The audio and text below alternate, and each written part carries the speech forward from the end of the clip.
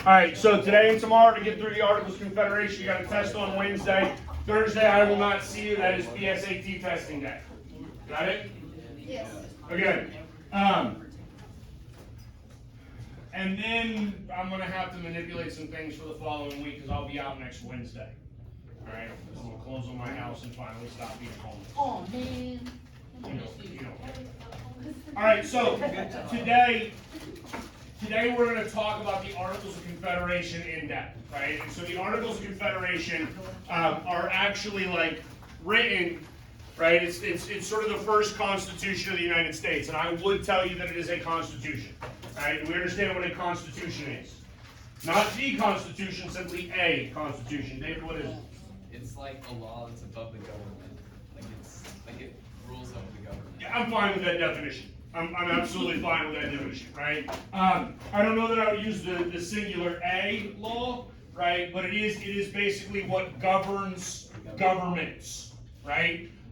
So any sort of constitution is basically the rules and regulations of how we govern and what governments can or cannot do, right? And so in that sense, the Articles of Confederation is absolutely a constitution. It is the first governing document in the United States.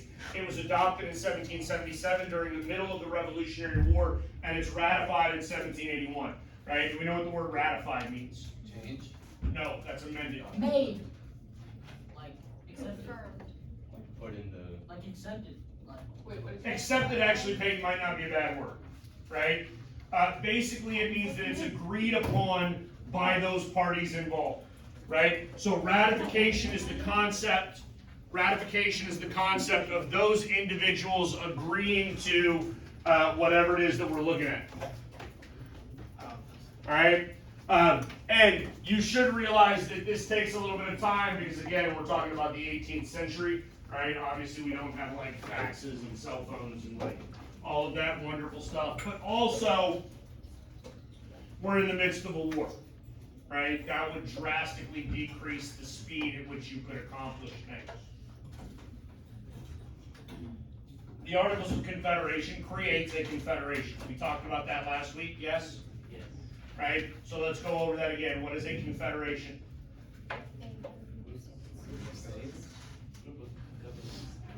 A group of governments is, again, the best answer here, right? Group of governments, okay? That's what our states are. They are their own independent governments. That means that the states are going to maintain a significant amount of autonomy under this state, this setup, right? And that's what sovereignty is. Sovereignty, we know the definition of that word? Like self-ruling? Self-rule. That's excellent. Good job, Carlos. Right? So sovereignty is just self-rule. Right? Our states are going to rule themselves. And this serves as the foundation of U.S. government for basically a decade. And that's it. Okay? Because ultimately the Articles of Confederation is flawed. And now I would submit to you, or I would make an argument to you, that the concept of a confederation is flawed. Yes? I don't know how effective confederations can be just in general, but ultimately the way we design this one is even less effective, right? So, let's look at the structure of government under the Articles of Confederation. First, we have a unicameral legislature, right? Uni means what?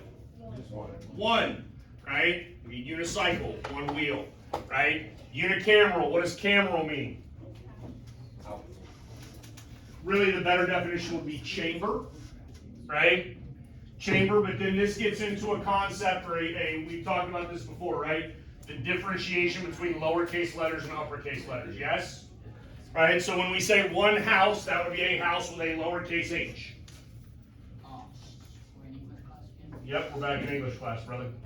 All right? One house with a lowercase h. Okay, currently we understand we have a bicameral legislature, yes? That means two houses, right? Which means you have the House, and the Senate, House.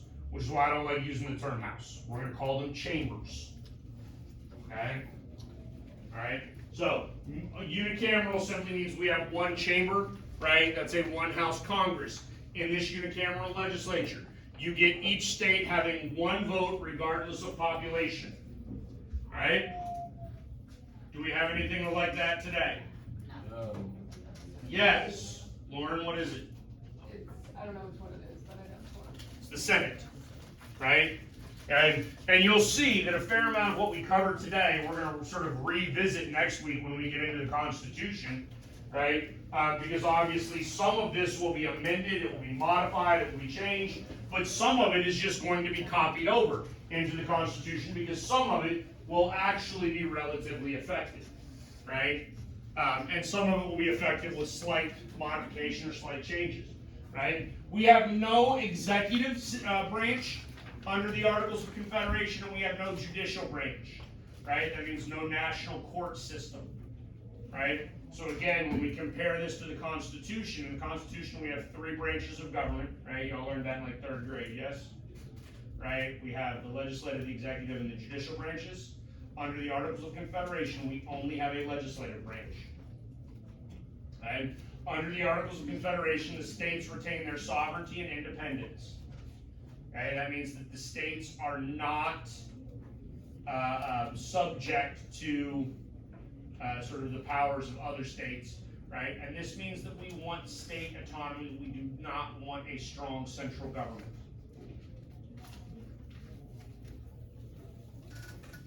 Right? Central government is what we fought to overthrow. Central government would be the King of England. Yes?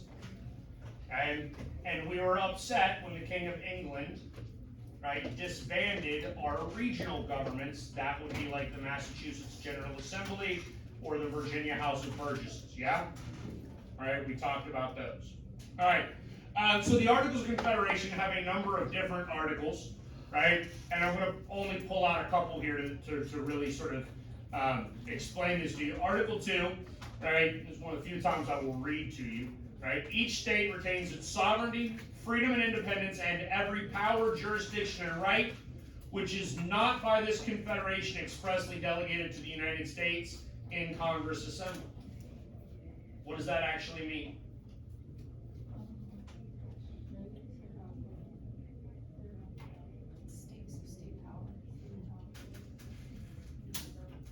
And I want you to pay specific attention, right, to where it says expressly delegated. What does that mean, Ace?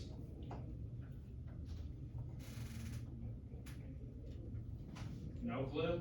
Well, like, express my, there's, I don't know. Who's what? Jacob, what do you think it means? I mean, like, when I think of delegation, I think like someone chooses. Okay, so that might be a good way to look at this. Let's try to break it down into the 2 different words. Yes? Right? So you're seeing the word delegated and you're thinking of a delegation. Right? What is a delegation? Well, I think it means like, I choose someone to speak for us.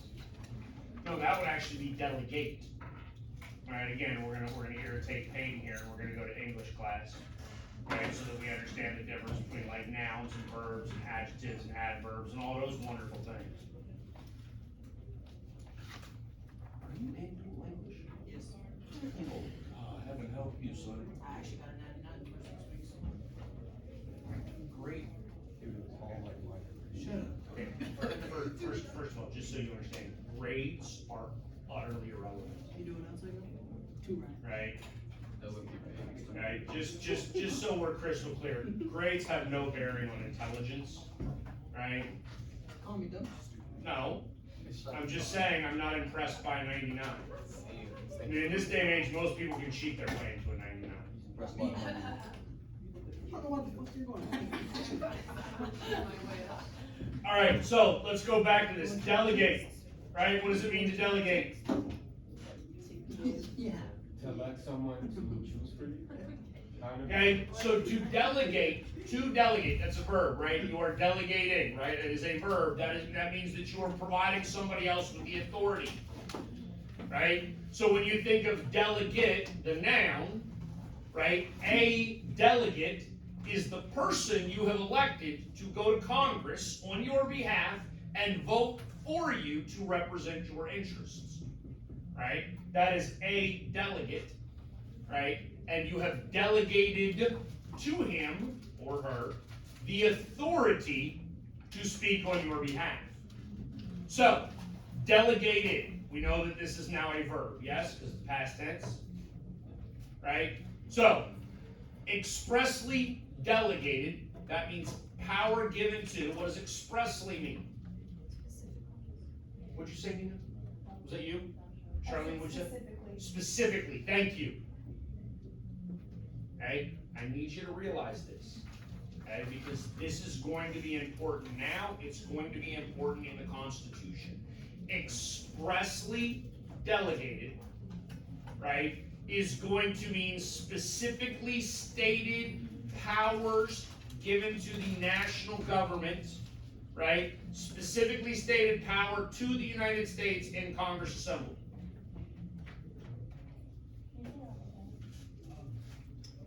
Specifically stated power.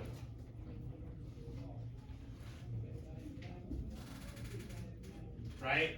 So what this article is telling you, if it is not specifically stated, right, whose responsibility is it? It's the state's responsibility, yes? Because the states have sovereignty. Right? So, by the way, just so you know, Article 1 literally just names the country, the United States.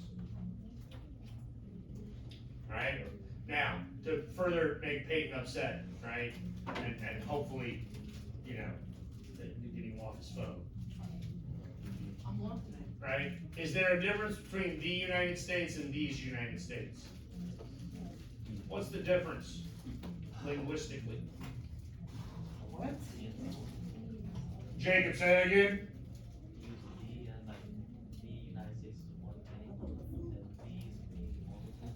There you go. The United States is one thing. These United States is many things, right? As we go through and we look at primary source documents moving forward, I want to make sure that you pay attention to the difference in those things, right?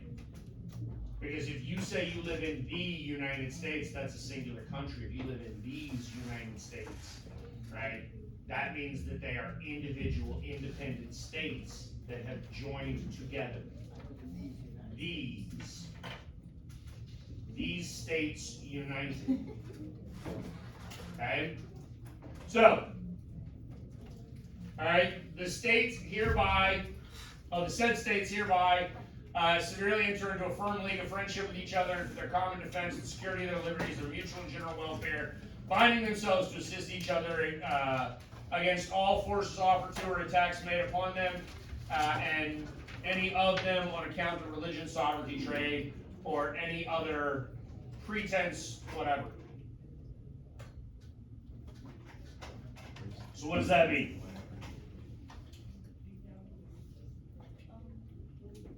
This is going to outline the purpose of the Articles of Confederation. And what is the purpose? To unite the states together? In a league of friendship. Oh, a league of friendship. All right, how many of you have friends? How many of you have ceased to have friends? Right? Meaning like you had a friend in 3rd grade. Y'all ain't friends no more. Oh. I would assume that's everybody. These fake bitches in the school. Alright? Again, this matters, or there's some importance to this, because now the question is we have a league of friendship, right? Can you voluntarily exit a league of friendship? Right? And what does friendship entail? Well, we've listed it, right? Common defense, that's first and foremost. That's literally the very first thing up there. The security of their liberties. What does liberty mean? Freedom, right? Guess what the threat to freedom is? Communism. It is today, but Communism doesn't exist yet. Right? Karl Marx doesn't write the Communist Manifesto until the 19th century. Hey, if you were to lose your freedom as an American, what does that mean? You're a slave. I mean, look. Okay, and slavery occurred after what?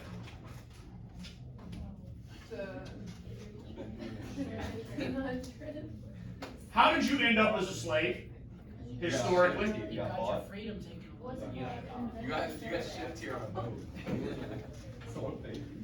Okay, now I'm a little alarmed. I'm actually more than a little alarmed. I'm very alarmed.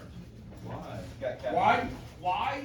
Because we talked about the slave trade, right? And I need to dispel the rumors, right? I need to fix y'all from believing the ridiculousness that's taught around the slave trade. Okay? Right? Because how do you become a slave? Well, you get put on a boat, right? That implies somebody kidnapped you in the middle of the night, threw you on a boat, sent you to America, and made you a slave. Is that how that went down? No. How did it go down? Yes, ma'am. Didn't like one African tribe like beat another one in a war, and so like as punishment? Okay, so, security of liberty. What is your threat to liberty? Losing a war. Shouldn't be that hard to make that connection, guys. Losing a war is your threat to your liberty. Right? In which case we need what? Common defense. So this is redundant. Yes? All right. So, next, mutual and general welfare. What does that mean? Looking out for each other. Yeah, I don't really know either. Definitely not. You're thinking of a governmental concept called welfare that we'll get to next year in government class. Don't worry, you're not that far off. I don't want you to be like, well, I'm an idiot. You're not at all. All right? But here's the thing. What constitutes general welfare? Right? And really welfare here just means general well-being. Right? How do we define that? Like that could be like economic health. I don't even know how to define it. No, but like general well-being is an incredibly vague term. Right? You should understand that. Right? My well-being might be better off if Peyton were to actually close his mouth. That might be all I need to increase my I well-being. mean, but like.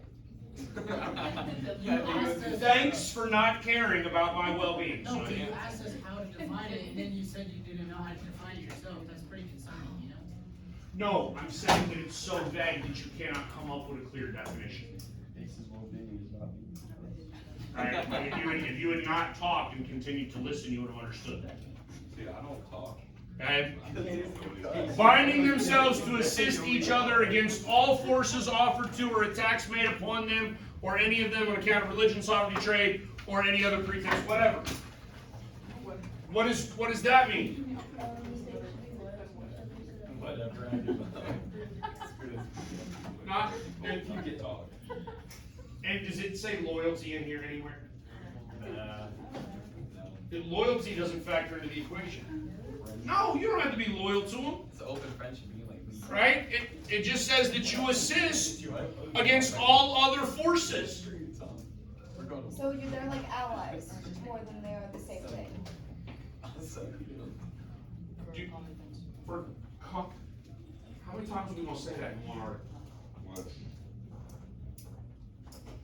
For common defense, to secure liberty, which you need to do to be a defense, right? To assist each other against all force offered. It's Joint military. Everybody fight together. So really the Confederation exists for what purpose? To win a battle. Common defense, right? We care so much about the general common defense, we're going to say that over and over and over again. Alright? Now, I forget where this comes from. I forget what article this comes out of. This is one of the things that I find personally fascinating, right? We're going to say that every state has to have between 2 and 7 delegates, right? No less than 2, no more than 7. They can only serve 3 years out of any 6-year like time frame, right? And they cannot hold any other governmental position. Okay. Now, interestingly enough, the 2 to 7, right? We'll deal with that with the Constitution when it comes to the amount of representation we have. Okay, but essentially what we have done here with this no more than 3 years in any 6-year term is we've created something called term limits. Do we have term limits today? Yes. Well, the president. The president does. Not everybody. Oh, the Senate do. The Senate do not. They don't? That's why I was a billionaire. No, I mean, Ma'am, there are people that are in the Senate that have been in the Senate since before I was born. And I am I old, meant something They're else. rotten I don't know right what I in meant, but I meant something else. right? There are, actually, I don't know that there's anybody in the House of Representatives that's been in there since before I've been born, right? But no, we have no term limits in our government today, with the exception of the President of the United States, and eventually we'll get there and you'll understand that. That doesn't happen until the 20th century, right? In fact, we have a dude named FDR who was elected to the presidency, not once, not twice, not 3 times, but 4 separate times. That dude is elected to be President of the United States, right? We change it because of him, yes, sir. They can't hold another position, why can't vice president run for president? So we don't have a vice president at this point, we don't have a president at this point, right? This is going to get into concepts based upon how governments are structured and run, and we probably won't really get into that till next year with government, but you'll see the difference between like our constitutional system and like the English parliamentary system, right? So in England, who's the current Prime Minister of England? England now? It's not Boris Johnson anymore, that dude got voted out. I forget the dude's name, right?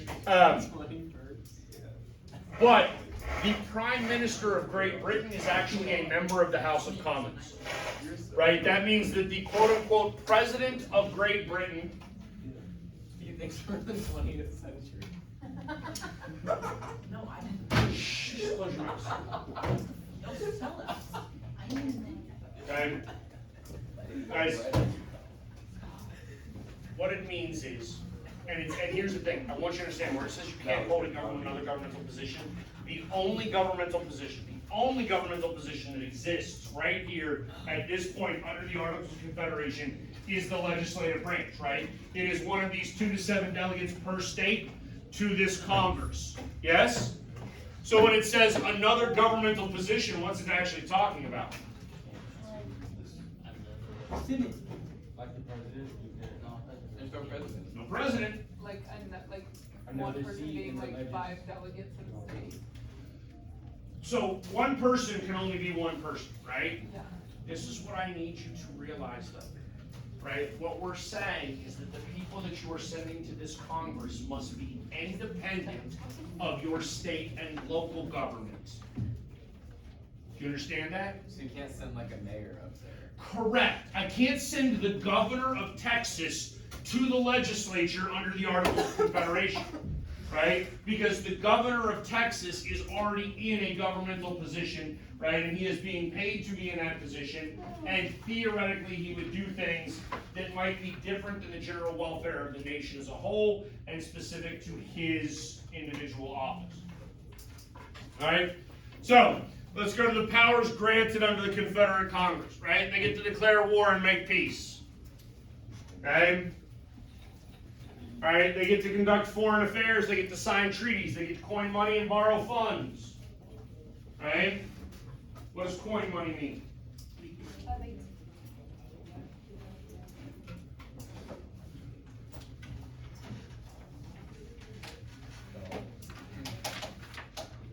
In the same way, it's going to term, So to coin money, right? And actually, you can think about coins in America today. That would be a decent way of looking at it, right? What is a quarter? Anybody know? That's its value. What is it? Silver, right? Okay, that was true up until 1964. Okay? In fact, if you ever like go somewhere and you find a quarter, right, and that quarter is from before 1964, do not use that. Right? Do not use that to buy something with. Right? Because if you take a 1960 quarter to McDonald's, it's worth 25 cents. right? If you take a 1960 quarter to a pawn shop to have it melted down into silver, right? It's worth like $6. Okay? So what is a quarter made of today? No more silver. Silver's too expensive. That's fair. Zinc is one of them. I don't know the entirety like makeup of, but it's basically a Isn't it like zinc in the center and it's coated in silver or something?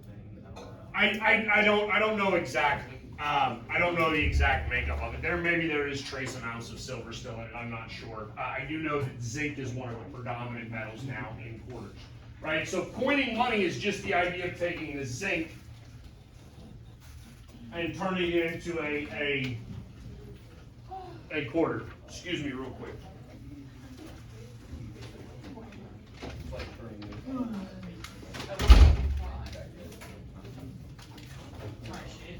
Alright, guys.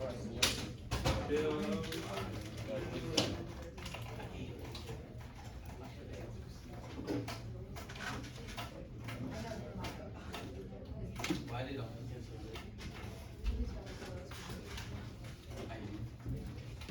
how did she get that video? Hey, check your, that's it. It was.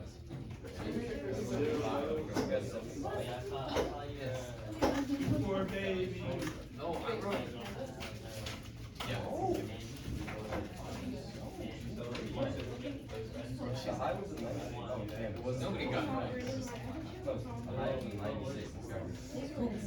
That composition.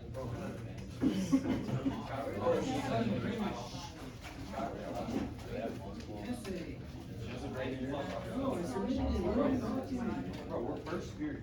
I submitted it 30 days ago.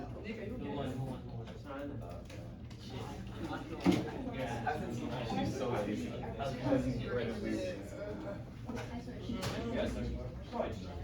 Wait, didn't you? I wrote 6.5 pages of literary gold. She probably didn't feel like reading it, so she just decided to do average. I had my ex-English professor grandma read it. She said it was great. And then Yeah, it's your she taught English. Yeah, but she had one how they used to write it back then. She didn't write it. She just Miss Joe was also in just a little crazy. Well, I went to the library. She's got a math She science. was my mom, I don't know it. She has I wrote away. I I get a little stick and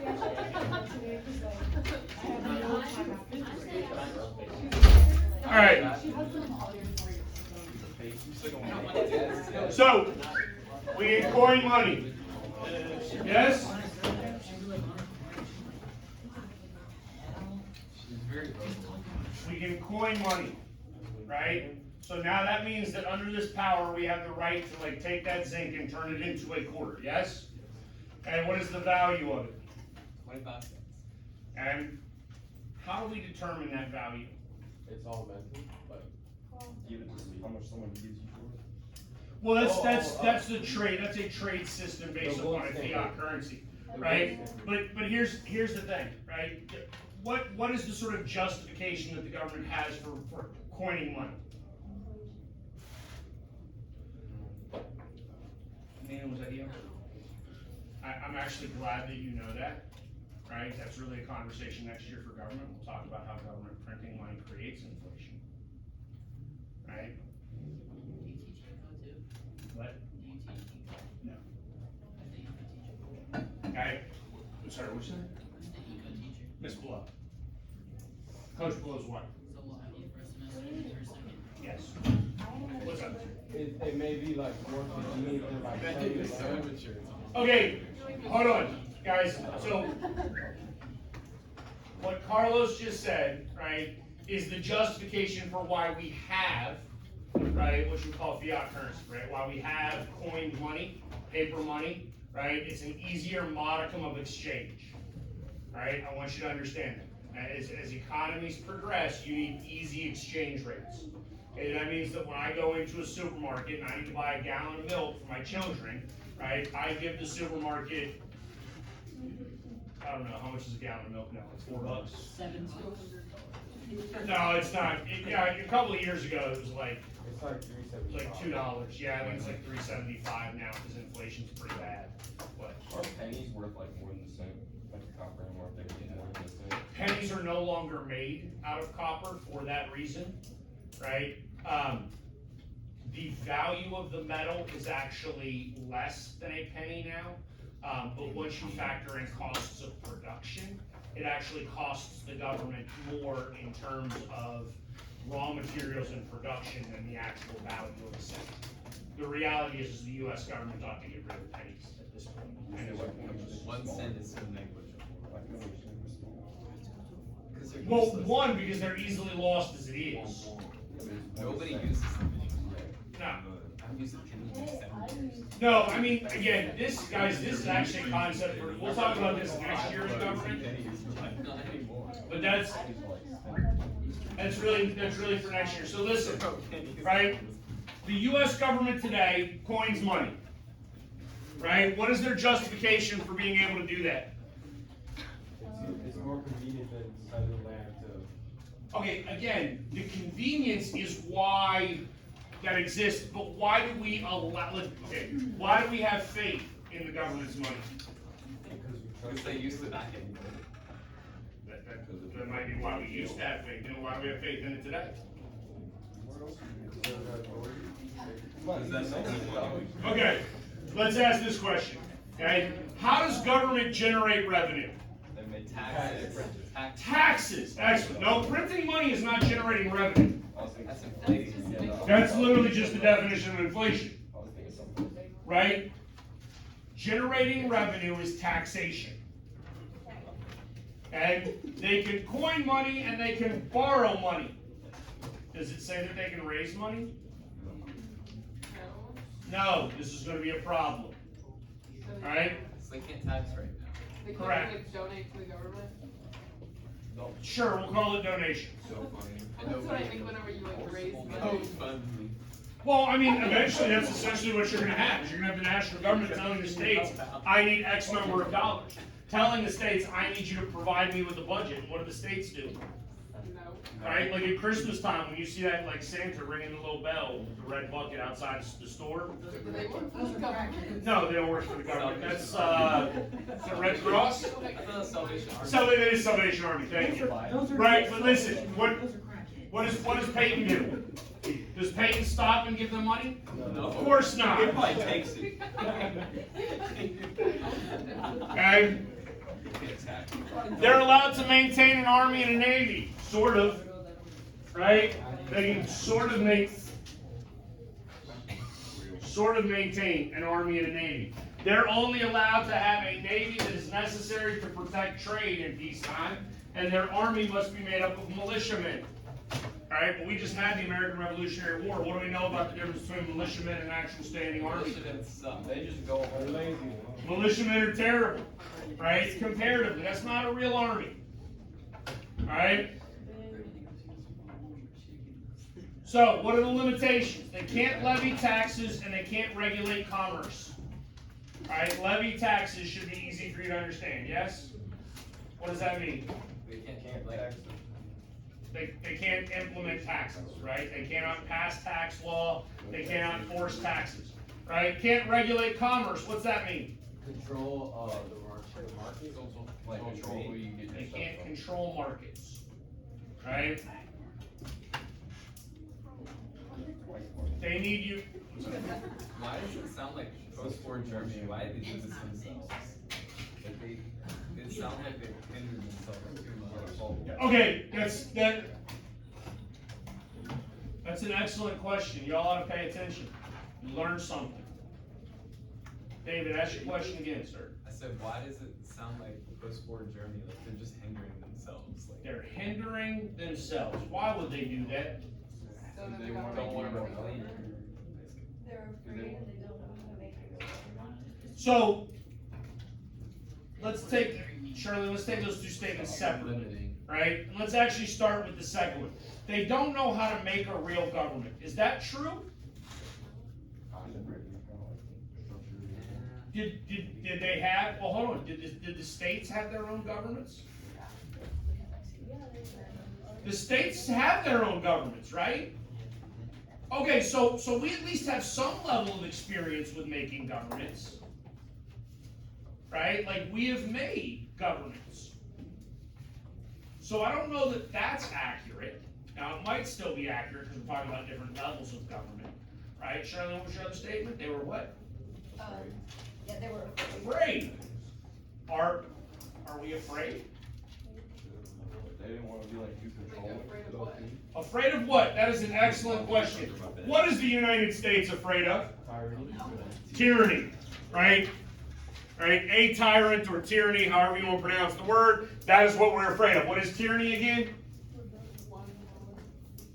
Like, Power and complete rule. Authoritarian rule is like complete control, right? A loss of autonomy, a loss of freedom, a loss of independence, an inability to like run your own life, right? That's what tyranny does, right? Tyranny is a system where you are no longer in control. Are we afraid of that? Yeah. Absolutely. Absolutely. So, now, why would we put all of these limitations upon ourselves? Very scared of tyrants. Because we're that afraid of tyrants. And we are that afraid of tyrants. And I need you to also understand, we're talking about a brand new concept. These people obtain their independence, yeah? Right? Eventually, we know that in 1781, right, Cornwallis is going to surrender, right? 1783, we have the Treaty of Paris. Hooray, we are our own independent nation, right? Okay? And so George Washington would begin to identify himself as what? Didn't he like retire? Well, he wanted to be British, right? Like, he wanted to be a British officer. He wanted to be a commissioned officer as a redcoat in the British Army, yes? Okay, he didn't get that. He becomes commander of the colonial army, right? He whoops the British, right? Maybe because he's angry that they didn't give him a commission in the first place, right? All of a sudden, the United States has their independence, right? And if Washington went to a party, right, and they're like, "Oh, are you British?" Right? His response would have been, "No, I'm American. a Virginian, not an American. He's a Virginian." Right? Because Virginia is sovereign. And here's what I want you to understand. As they're going through and writing this, did they already have legislative bodies within the individual states? Yeah. Yes. Right? Did they have the basic tenets of democracy within the individual states at this point? Yeah. Yes. Right? Are we afraid of democracy? No. Right? What we're afraid of is tyranny. Okay? And tyranny does not come from democracy. Tyranny comes from some faraway government that you can't control. Because what is democracy? What? Power of the people. Right? It's actually a Greek term, right? Demo means the people, ocracy means power. So the people wield the power, right? So for our local sort of state sovereignty, right, is Washington afraid of what the House of Burgesses is going to do? No, because the House of Burgesses are his neighbors. Right? And if he's unhappy with what they're doing, he's just simply going to ride down there and be like, "Hey, this isn't a good idea. We ought to fix this." Right? But it's significantly easier for that man to leave Mount Vernon and go down to Richmond, to the House of Burgesses, than it is for him to leave Mount Vernon and travel all the way up to Philadelphia and tell our new national government, "Hey, this isn't a good idea." Okay? Alright, so that's the fear of tyranny that we have. And our founding fathers, our actual founding fathers, didn't have a concept of tyrannical fear as it related to the national government, as it related to the state governments, because to most of our founding fathers, they were the state government. Okay? Therefore, that's true democracy and the power of the people. This entity right here could end up being like the British Crown. Could end up being this faraway government that's going to become tyrannical if we provide them with too much power, right? And so when we go back to that Article 2, right, we go all the way back here, right, how much power do they get?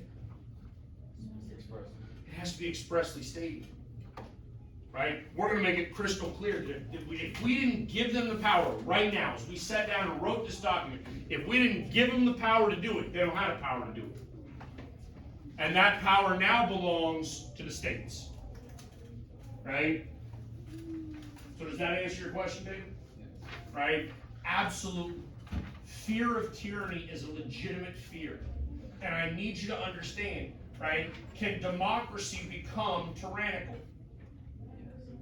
Absolutely.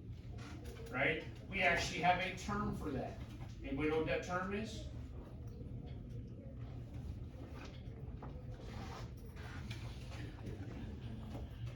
Well, no, dictatorship is where an individual is in charge, right? Socialism. And possibly the idea here, and I want you to understand, right, is tyranny of the majority, right, simply means that the majority of the people could begin to act tyrannical if they aligned their interests, okay? And so in this country, we put significant limitations on government, right? Because we do not want a tyranny of the majority. And we'll understand that in more detail next week when we talk about the Constitution in depth, right? Because the Constitution exists to protect the rights of minorities, not of majorities. Freedom of religion does not exist for Christians. It doesn't. Because Christians are the majority. They could simply vote amongst themselves that Christianity is okay, and the majority would rule and say that it's okay. Freedom of religion exists for those religions that are not of the majority. Okay? Alright? So this is what we're doing, right? We are afraid of tyranny. And in order to make sure that we do not get an overly powerful tyrannical government, right? In order to change anything, we're going to require unanimous consent. You know what unanimous consent means? Everybody agrees? Everybody's in agreement, right? Is unanimous consent easy to obtain? No. Right? I can't get everybody in America to agree today that the earth is round. Thanks, Kyrie Irving. Yes, Kyrie Irving apparently believes that the earth is flat. Right? I don't know. That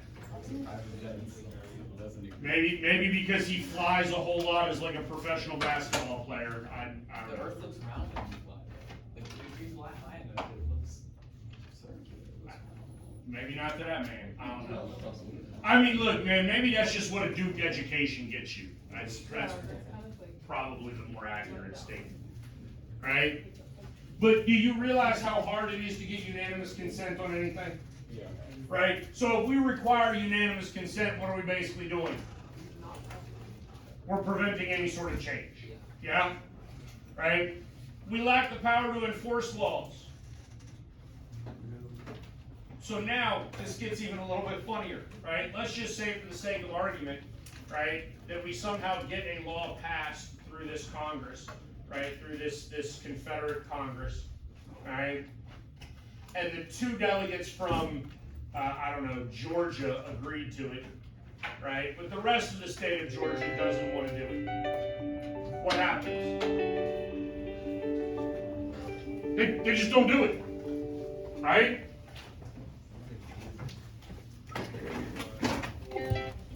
Good morning, Baker.